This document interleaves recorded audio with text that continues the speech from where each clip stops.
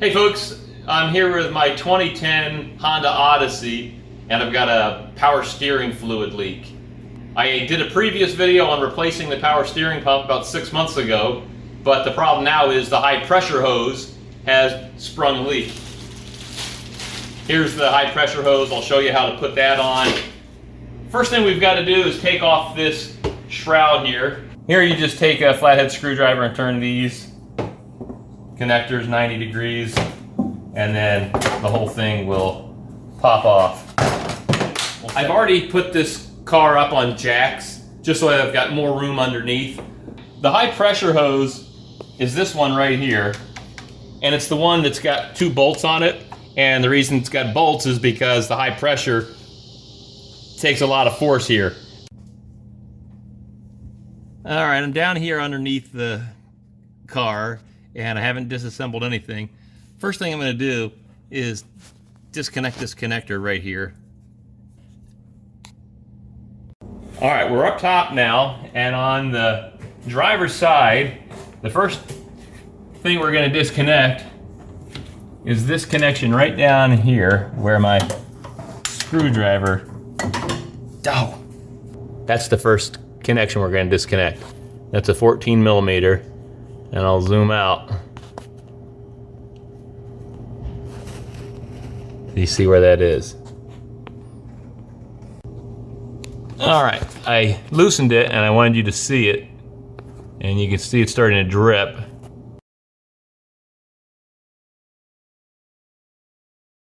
Let me show you what that looks like now that it's off.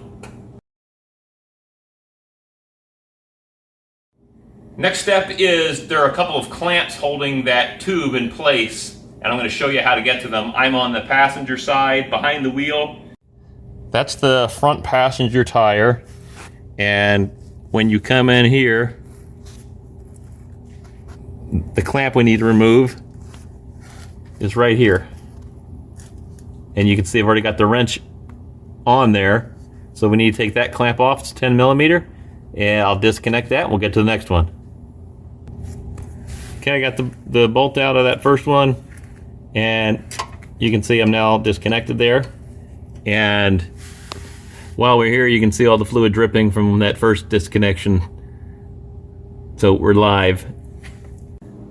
We're back up top and we're going to disconnect the last clamp. It's another 10 millimeter socket right here. It's very accessible. You can see I've got my wrench on it right there.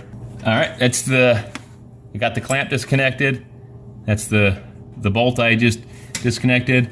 Now it's all loose and I've got a big puddle of fluid on the ground. I would suggest using an oil drain pan.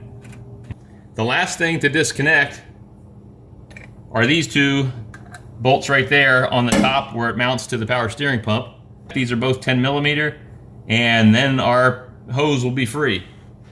2 10 millimeter bolts off, set them off to the side, and now we can disconnect this from the pump. Just turn it a little bit and wiggle it. And there we have it. So now,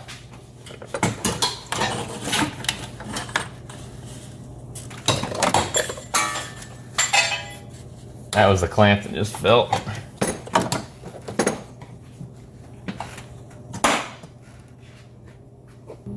Here's the hose we just took out. The one clamp that was attached there fell, so I gotta get that off the ground. You can see what we've got. It was leaking right here, which is not surprising. It's almost 200,000 miles. I've put the clamp on this part. I moved the pressure switch. Now it's just a matter of putting this back where it goes. I took the protective cap off of this end. I'm going to leave it here until I am ready to put it, attach it for good. But that rubber cap is a little bit tough to take off. So I'm just going to shove that back down there and tighten everything like we had it. Okay, I've got this first bracket lightly, I've just finger tight. It still moves around quite a bit. Now what I'm going to do is attach the pressure connection at the end before I put the final clamp that's down underneath the car, before I put that back on. There's the other end of the pipe, the hose, and you can see it's not quite going in straight, and that's why I haven't attached the brackets yet. So I can just move the end until I get it lined up, and then I'll screw that in and we'll be good to go. You can see that the fitting is much further in. I did that hand tight, and the reason I didn't use a wrench yet is to ensure that I don't strip the threads. So screw it hand tight until you get it in quite a bit, then you'll know that you're ready for the wrench. I've got the first clamp attached. Now here's the electrical connector to the pressure switch, so just plug that back on. There we go. That's that upper clamp.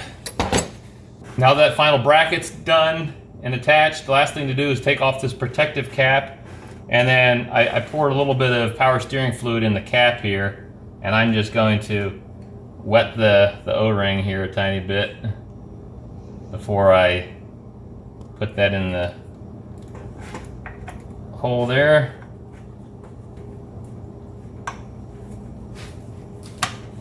There we go. Now to take the bolts we removed earlier, these screws, and attach them. All right, those are nice and tight. Now you'll want to fill up your power steering reservoir. Mine was low, and of course we drained a whole bunch out of the tube when we took it out, so it's going to draw down your reservoir after you fill it too. So let's fill it up. I've got everything tightened, I've got all the brackets on, I've got the pressure switch attached. Everything that I undid is done. Filled up the power steering fluid. I'm going to down jack before I start it up and before I turn the wheels, because I don't want to hit the jacks with the wheels.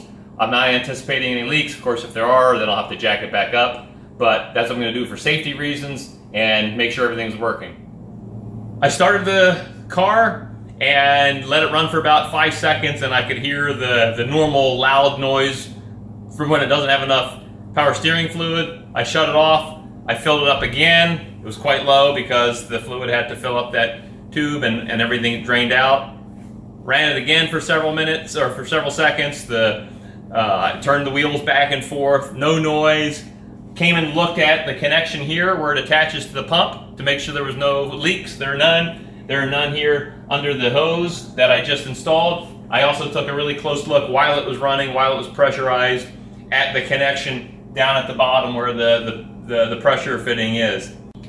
Now that everything's done, we just need to put this shroud back on. You already saw how to do that. I'm just going to press it in the holes, tighten these two. Project's done. Hey, if this is helpful, subscribe to the channel, and thanks for watching.